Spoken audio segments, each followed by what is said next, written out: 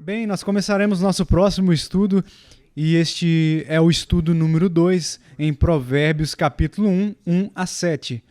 E nós estaremos analisando algumas verdades muito importantes a respeito deste texto. Mas vamos ler primeiro, ok? Agora você diz, bem, mas no último estudo nós já lemos. Agora, jovem, deixe-me compartilhar algo muito importante com você. Paulo ordenou ao jovem Timóteo que fizesse a leitura pública das Escrituras na congregação. E o rei de Israel foi obrigado a sentar e ler o livro da lei. Uma das coisas que nós precisamos entender hoje em dia, que é tão importante, é que vivemos nesta era da internet, onde tudo é pequeno. Você sabe que nem sequer escrevemos mais, apenas colocamos pequenas figuras e todo tipo de coisa que pessoas velhas como eu não conseguem entender.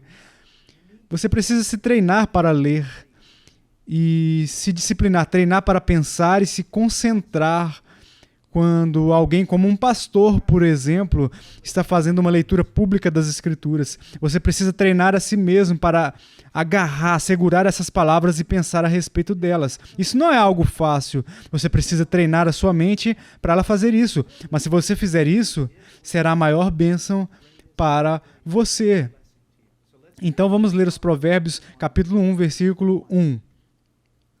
Provérbios de Salomão, filho de Davi, o rei de Israel, para aprender a sabedoria e o ensino, para entender as palavras de inteligência, para obter o ensino do bom proceder, a justiça, o juízo e a equidade, para dar aos simples prudência e aos jovens conhecimento e bom siso. Ouça o sábio e cresça em prudência, e o instruído adquira habilidade para entender provérbios e parábolas, as palavras e enigmas dos sábios. O temor do Senhor é o princípio do saber, mas os loucos desprezam a sabedoria e o ensino. Vamos ao Senhor em oração. Pai, obrigado por sua palavra. Eu oro, querido Deus, para que o Senhor ajude-nos a entender.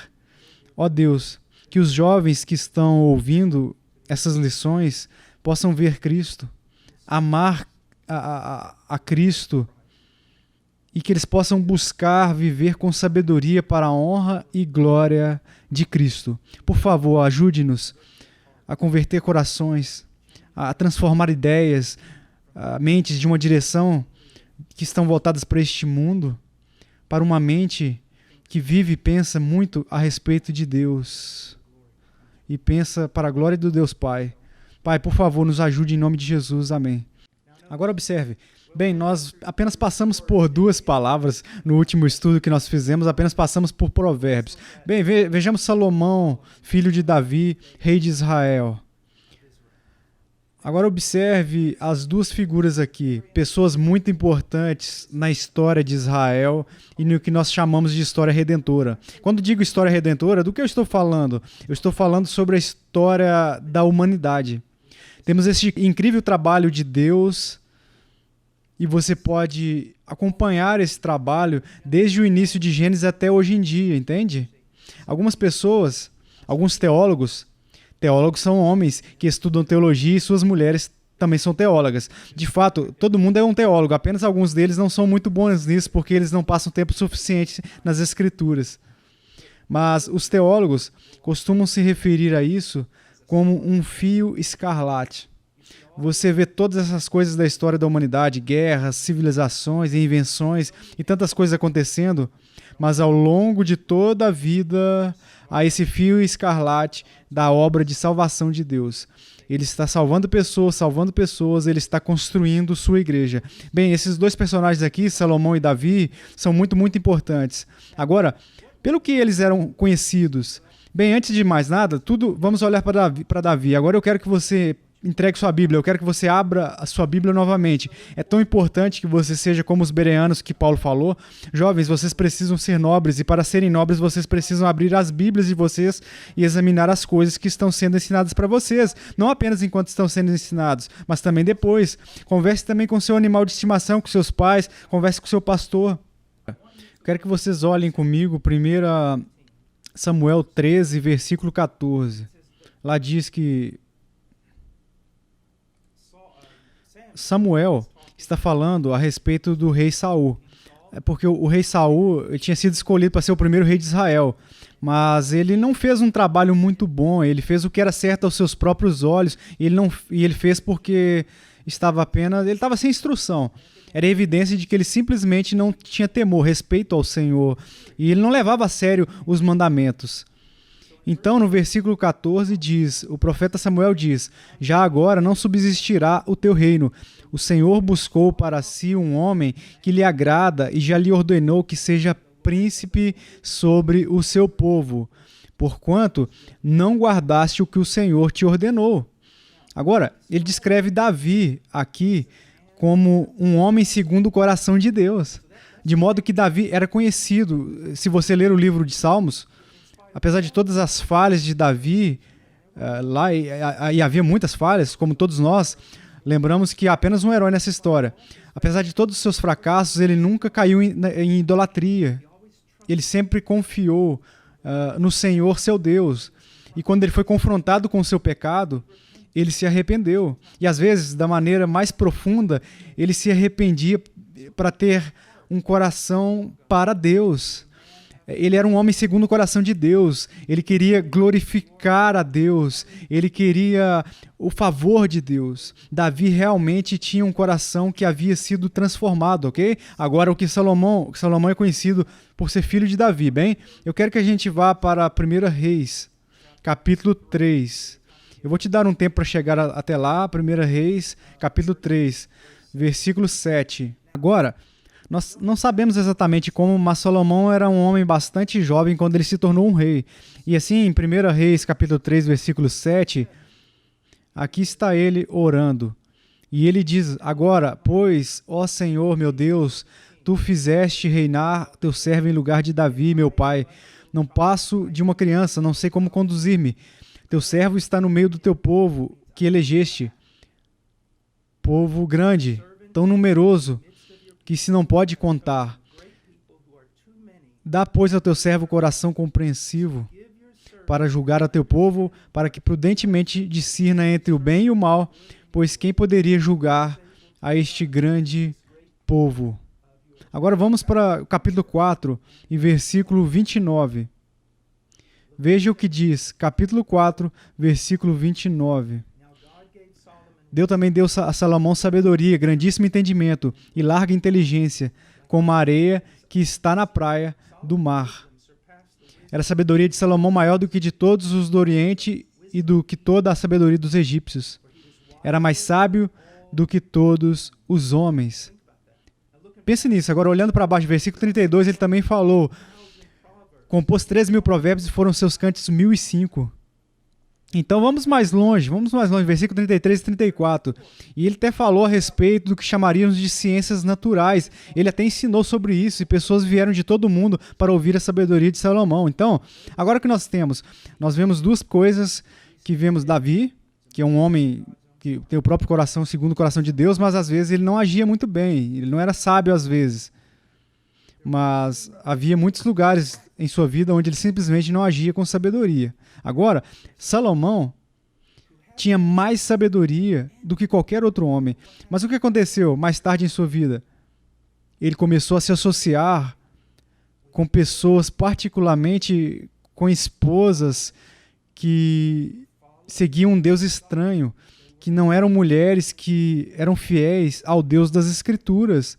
E o coração de Salomão foi puxado por elas. E ele se tornou um idólatra. E sofreu muito por isso, e Israel sofreu muito por isso. Então o que eu quero que você veja é isso aqui, ó, é tão importante. Jovens, vocês precisam de sabedoria.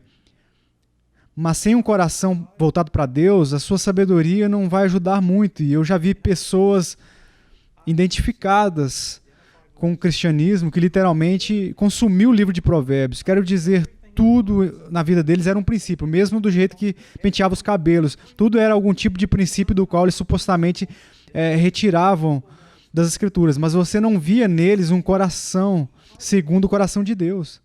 Veja que eles tinham algo como um coração de princípios. E isso não é bom.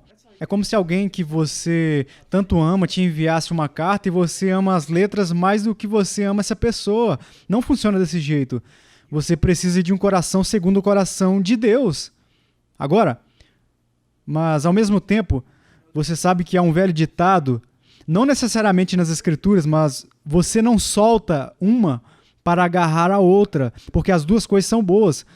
Você precisa de sabedoria, então não a solte. Certamente não abra mão do livro de Provérbios. E ao mesmo tempo, saiba que você precisa mais do que apenas algum entendimento da mente. Você sabe o que mais precisa? Você precisa de um coração. Você precisa de um coração segundo o coração de Deus. Agora aqui está algo que eu quero compartilhar com vocês. E novamente, quero dizer que não estamos indo muito longe no livro de Provérbios, mas esse é um tipo de trabalho fundamental que de fato precisamos passar para você entender. Porque eu não quero que você estude esse livro com uma base errada ou com uma visão tipo distorcida de tudo.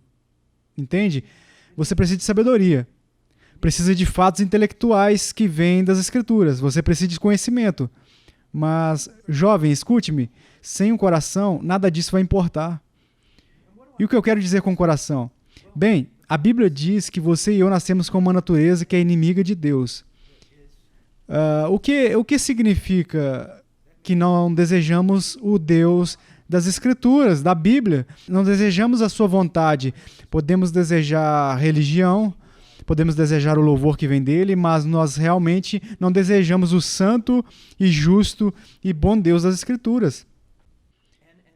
Essa é a nossa natureza. Não é apenas alguns comportamentos aprendidos, é que lá dentro de nós, nós somos maus. Agora, na pessoa de Jesus Cristo, por causa do que ele fez na cruz, vamos voltar novamente para Jesus, porque ele é tudo. Por causa do que ele fez na cruz, que Deus agora pode te dar um novo coração. Ele pode, por intermédio da fé em Jesus Cristo. Agora, não queremos em todas as bases de uma doutrina chamada regeneração, mas eu quero que você entenda o que é. Você provavelmente já ouviu a frase nascer de novo, João capítulo 3. Você pode ter ouvido um pregador gritando na rua em que você deve nascer de novo. E bem, o que ele está dizendo é verdade, mas você precisa entender o que significa, que é mais do que apenas uma decisão humana. Muito mais do que isso. De fato, a decisão humana de seguir Jesus Cristo é o resultado desta obra enorme, uma obra sobrenatural do Espírito em que ele te recria. Ele tira a pedra mais dura, que é Ezequiel 36. Agora, quando diz a pedra mais dura, você sabe que a pedra é inanimada.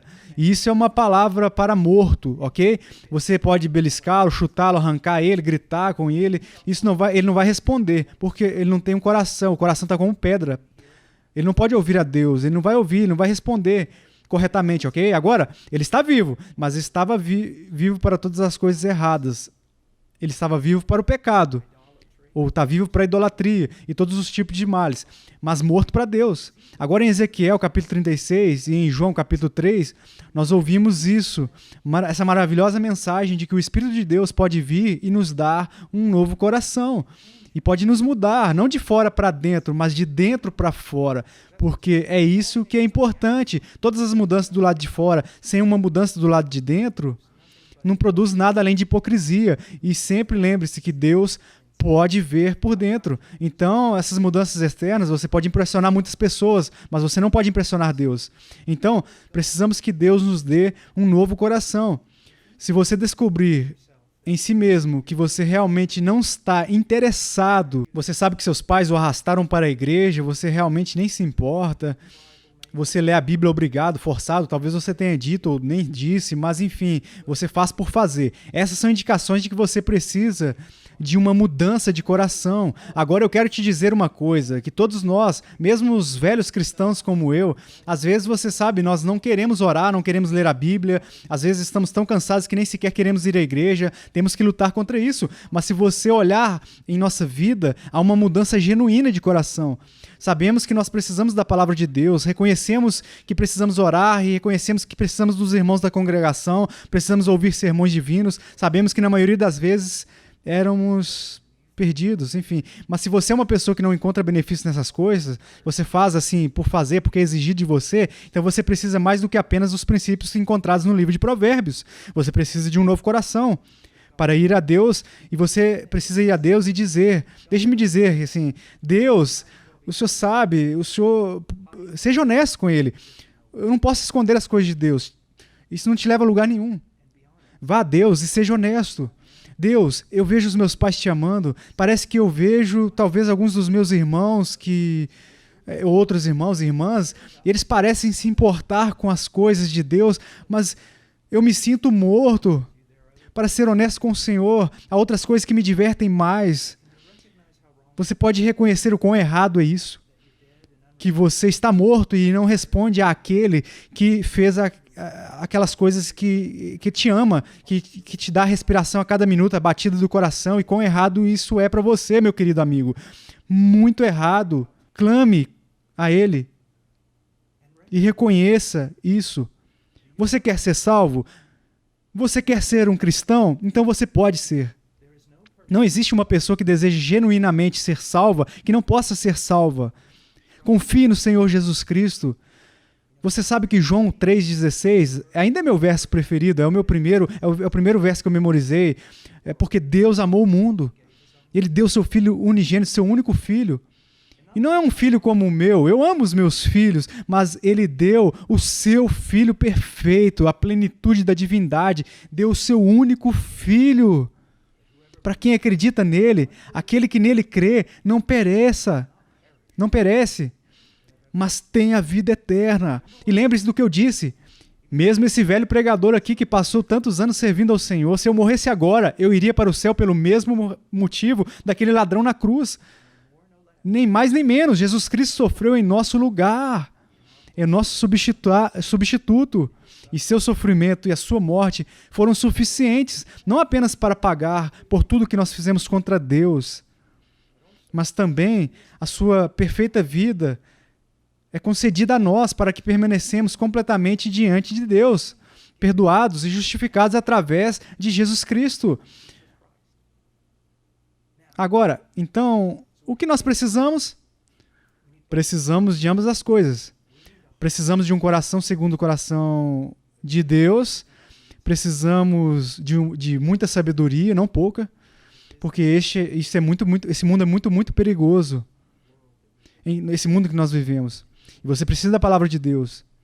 Deixe-me compartilhar mais algo com vocês agora. Não fique com raiva. Você não é tão inteligente quanto você pensa que é. Você não é tão inteligente quanto pensa que pode ser. Você pode pensar que conhece todas as respostas, mas também, eu sei disso, existem perguntas por aí que você mesmo assim, você precisa da sabedoria de Deus. Você realmente precisa. E quando nós voltarmos na nossa próxima lição, vamos continuar. E lembre-se que não precisamos andar rápido. Nós apenas temos que passar por este garimpamento, esse recolhimento das grandes verdades do livro de Provérbios, mas também de todas as Escrituras e particularmente do Evangelho. Precisamos do Evangelho e saber que Cristo morreu por nossos pecados. Ele realmente fez isso. Está de acordo com as Escrituras. E a prova é que ele foi enterrado e realmente ele ressuscitou no terceiro dia de acordo com as Escrituras. E a vida eterna é encontrada apenas nele, e não apenas a vida eterna, vida abundante. Este mundo realmente não tem nada para te oferecer. Cristo tem. Cristo tem tudo para oferecer. Cristo é tudo. Que Deus abençoe vocês e eu vejo vocês na próxima lição.